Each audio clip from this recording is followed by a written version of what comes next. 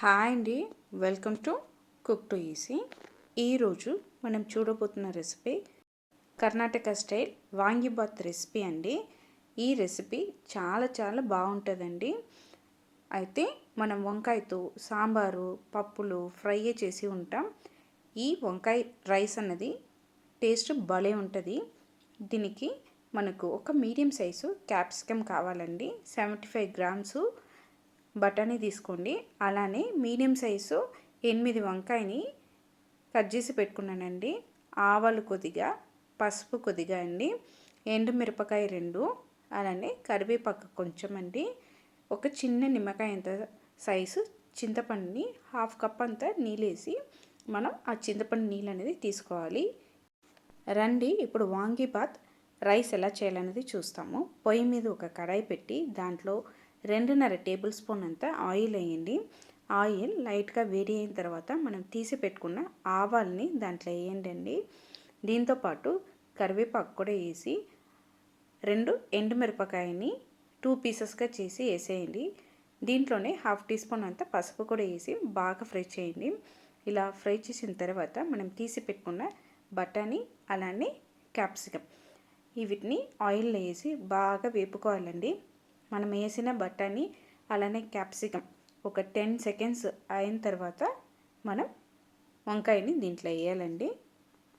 10 seconds తర్వాత అండి మనం కట్ చేసి పెట్టుకొని ఈ వంకాయ కూడా వేసి మనం ఫ్రై చేయబోతున్నాం. ఇక్కడ మీకు ఓన్లీ ఆ వంకాయ టేస్టే కావాలని అనుకున్న వాళ్ళు ఇక్కడ బఠానీ అలానే క్యాప్సికమ్ ఇవి రెండింటిని స్కిప్ చేయొచ్చండి. ఇలా మనం వంకాయ కట్ చేసి ఆయిల్లో వేసిన తర్వాత అండి ఈ వంకాయకి సరిపడా ఉప్పు వేయండి. వేసి ఆయిల్లో బాగా ఫ్రై చేయాలండి. మనకు ఈ వంకాయ అన్నది మెత్తగా అవ్వాలి. అప్పుడు వరకు మనం పొయ్యిని సిమ్లో పెట్టుకొని ఇలా కలుపుతూ మూత పెట్టేసి అలా మనం ఈ వెజిటబుల్స్ని కుక్ చేయాలండి. ఇప్పుడు వంకాయ వేసి ఒక 2 సెకండ్స్ బాగా కలిపినాము. ఇప్పుడు మూత పెట్టేయండి. మూత పెట్టేసి ఒక 2 మినిట్స్ తర్వాత చూసారంటే మీకు వంకాయ అన్నది బాగా మెత్తగా అయిపోయింది. అలానే మనం వేసిన బఠానీ క్యాప్సికమ్ ఇవి 2 కూడా 90% కుక్ అయిపోయిందండి. ఇప్పుడు ఈ స్టేజ్లో మనం తీసి పెట్టుకున్న ఈ చింతపండు నీళ్ళని ఈ వంకాయలో వేయాలండి. ఇలా ఈ చింతపండు నీళ్ళు అనేది ఈ వెజిటబుల్స్తో కలిసి కుక్ అవ్వాలండి.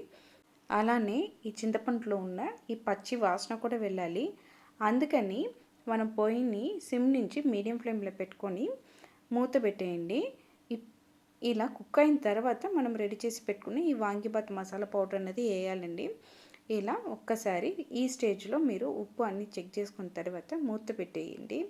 మీడియం ఫ్లేమ్లో చూడండి మనకు వంకాయ అన్నది ఈ చింతపండు నీళ్ళలో ఉన్న పచ్చివాసన వెళ్ళి బాగా కుక్ అయి వచ్చింది.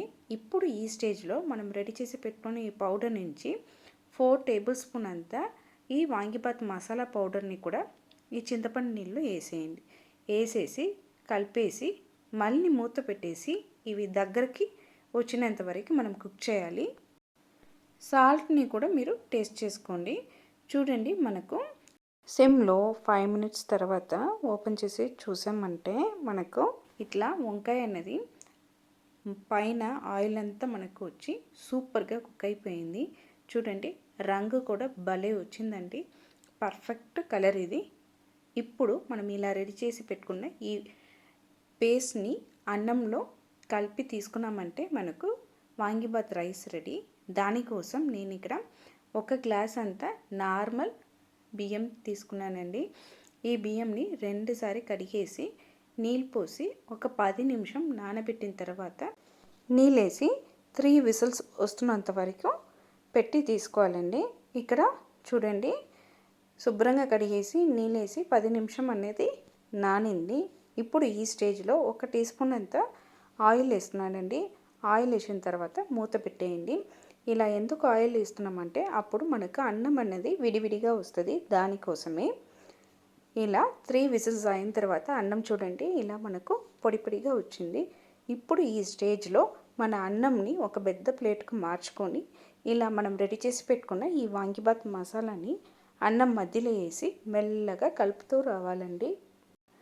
మీరు అన్నంని విజిల్ అంతా ప్రెషర్ అంతా పోయిన తర్వాత ఇలా ఒక పెద్ద ప్లేట్కు మార్చి పెట్టుకోవాలండి. అప్పుడే అన్నం అనేది మనకు చాలా స్టిక్కీ అవ్వకుండా ఉంటుంది. ఇలా కలిపి తీసుకున్నామంటే మనకు వాంగిబాత్ రైస్ అనేది రెడీ అయిపోతుంది. మన ఛానల్లో ఆల్రెడీ ఈ వాంగిబాత్ మసాలా పౌడర్ ఎలా చేయాలన్నది అప్లోడ్ చేసి ఉందండి. ఎప్పుడు మనం వంకాయతో పులుసు కానీ ఫ్రై కానీ సాంబార్ ఇలానే తిని ఉంటామండి. ఇట్లా మనం మసాలాస్ ఫ్రై చేసుకొని ఇలా రైస్ చేస్తున్నప్పుడు ఆ టేస్ట్ ఫ్లేవర్ వంకాయతో భలే ఉంటుందండి. మస్ట్ ట్రై రెసిపీ అండి. చాలా చాలా బాగుంటుంది. అంతే అండి, మనకు వంకాయ రైస్ కలిపి తీసుకున్నాము. ఇప్పుడు ఇలా రెడీ చేసుకున్న ఈ వంకాయ రైస్ని మనం సర్వింగ్ బౌల్కి మార్చుకోవాలండి.